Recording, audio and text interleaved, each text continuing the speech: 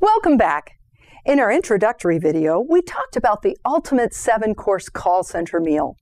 In this episode, we are serving up anything in a crock pot. You know it's essential for any good pitch-in or potluck. I used to run a center where we would have lots of people bring crock pots on our eating days, and then I would spend the day running around looking for power strips, trying to keep the facilities people away so they couldn't see our overloaded plugs. Have you ever had a day when it seemed like the calls coming in were overloading your queues?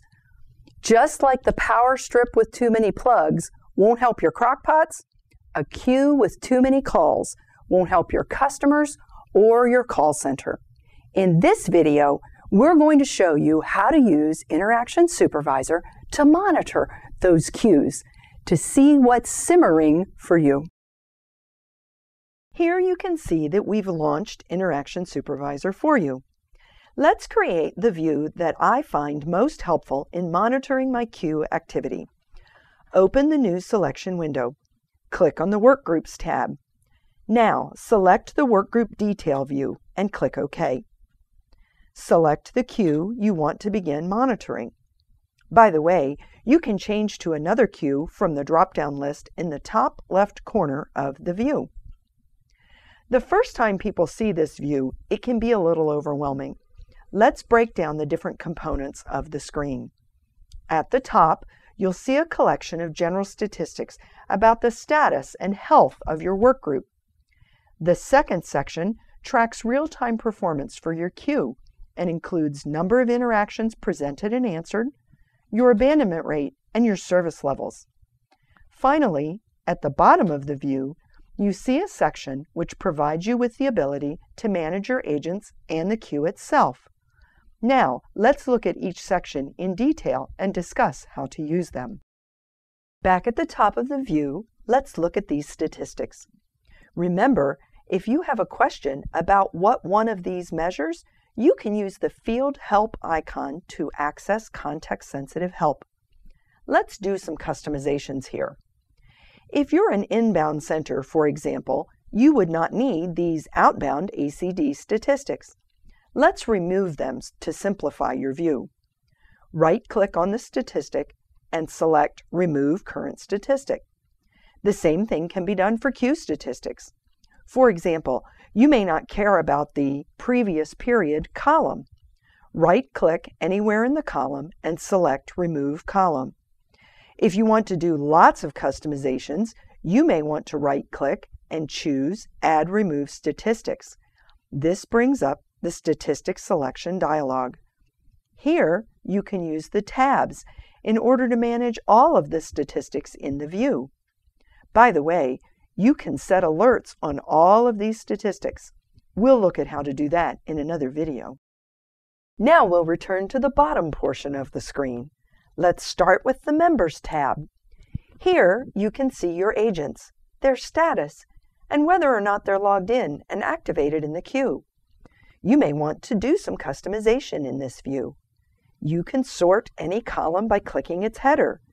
Columns can be moved by dragging and dropping. You can change how the agents are displayed by right-clicking and selecting Options. The Workgroup Options dialog gives you several choices for sorting and color-coding your agent display. Here's another nifty thing you can do from the Members tab. Suppose you notice that an individual agent's status shows on a break for 20 minutes. You glance out from your desk to see that the agent is sitting there and you realize they've forgotten to change their status. Right-click on their name and click Change User Status. The status list will appear, and you can select the correct status. Another option for you is to right-click on an agent and select Manage User. This allows you to control the workgroup activation for that agent. To control workgroup activation for multiple agents, right-click in the Members tab and select Manage Workgroup Members. This allows you to control workgroup activation for an entire workgroup. The Queue tab will show you interactions in your queue that have been answered or are waiting for agents. Here is a great feature you may not know about. Right-click in the column headings and selection columns. Add the ACD Wait Reason column. Now you'll be able to determine why a call is still holding in a queue. Perhaps no agents are available with the appropriate skill. This column will show you that information. As with other queue views, columns can be sorted, resized, and rearranged. Finally, note that when you highlight an interaction, the call control buttons are activated. This is one of the places in the system where you can monitor calls. I'd like to take a minute to talk more about these buttons in this view. The Listen button allows you to silent monitor a call. The Coach button allows you to speak to the agent while listening to the call. I always recommend using the Coach button with a bit of caution. Your agent can hear you, but the caller cannot. If the agent is startled and says, "Who's talking to me?" your caller is going to be very confused. The Join button allows you to create a three-way call between you, the agent, and the caller.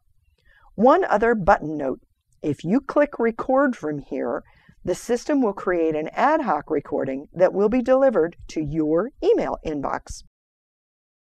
You know, when I do training for our clients, I tell them the workgroup detail view is the one view they must have. I can run everything about the work coming through my center by using that view. I hope this video has helped you learn how to keep track of what's simmering in the crockpots and queues of your center. We'll see you soon for another course in our 7-course meal.